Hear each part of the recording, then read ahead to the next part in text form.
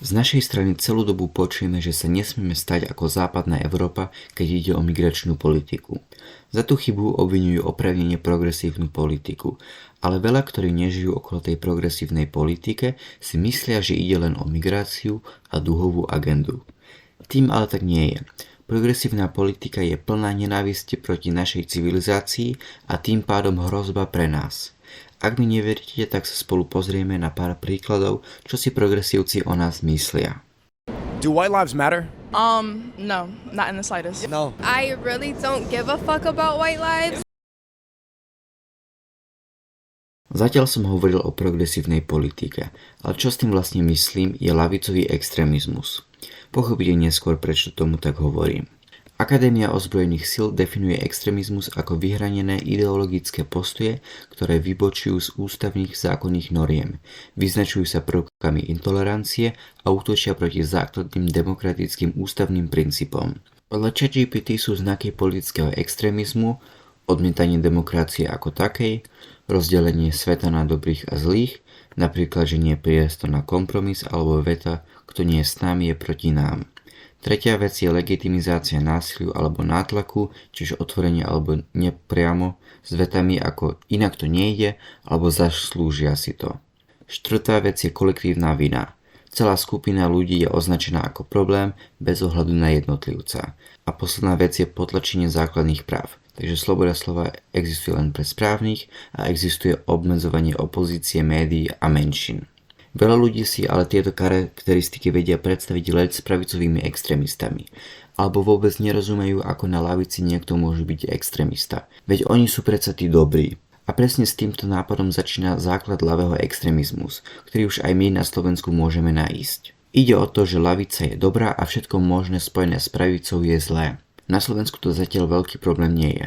Ale pozrieme sa spolu na Nemecko, kde v Lani boli veľké protesty, ktoré sa volali Demo gegen rechts, čo po slovensky znamená demonstrácia proti pravici. S týmto prípadom máme skoro všetky charakteristiky pre politický extrémizmus. Odmietajú celú politickú stranu, titulujú ich ako zlých, dávajú im kolektívnu vinu na problémoch v Nemecku a tým aj potláčajú základné právy veľa ľudí.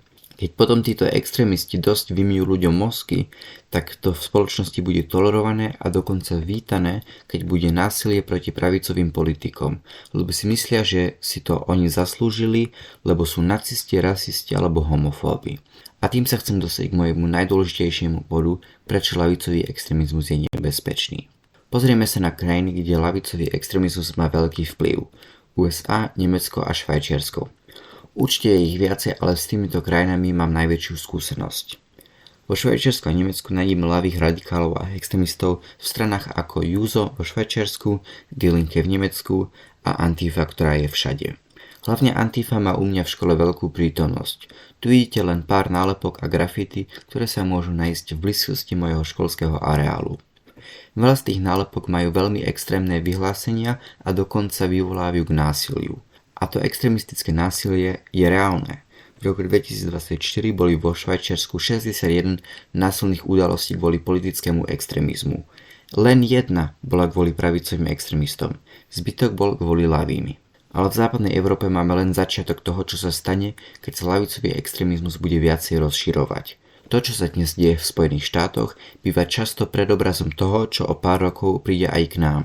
V Spojených štátoch je ľavicový extrémizmus, hlavne v mestách, extrémne rozšírený. Krajne pravicoví aktivisti ako Jared Taylor nemôžu ísť von bez toho, aby im Antifa hrozila smrťou. Možno, že si hovoríte, no dobre, ale Jared Taylor je veľmi radikálny.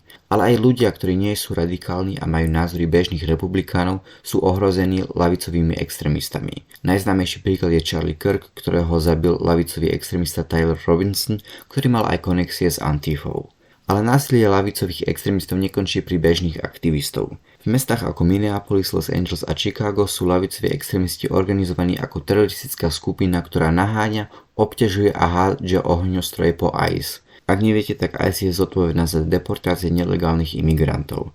A to nie je vôbec všetko, čo tí extrémisti robia. Ale teraz o tom, ako sa tomu na Slovensku môžeme vyhybnúť. Lebo ľavicový extrémizmus sa zrazu neobjaví. Začne to tým, že príde progresívna strana do vlády, ktorá ale skrýva svoje opravdové názory, aby dostala viacej voličov. V tom čase, ako je vo vláde, tak pomaličky odkryje svoje názory, lebo to bude v spoločnosti viacej akceptované. Nakoniec vlády progresívcov sa posunú na spoločnosť a Overtonovo okno viacej doľava. V ďalších voľbách buď znovu prídu do vlády a spoločnosť bude tak radikalizovaná, že sa bežné strany budú musieť posunúť viacej doľava, aby mali šancu vo voľbách, alebo príde opozičná strana do vlády.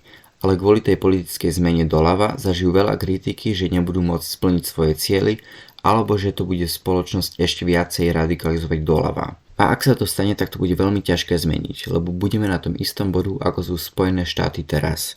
A to, čo som popísal, bol vlastne posledných 18 rokov americkej politiky. V 2008 vyhral Obama voľby a vtedy bolo ešte proti manželstvu pre homosexuálov a proti nelegálnej migrácii.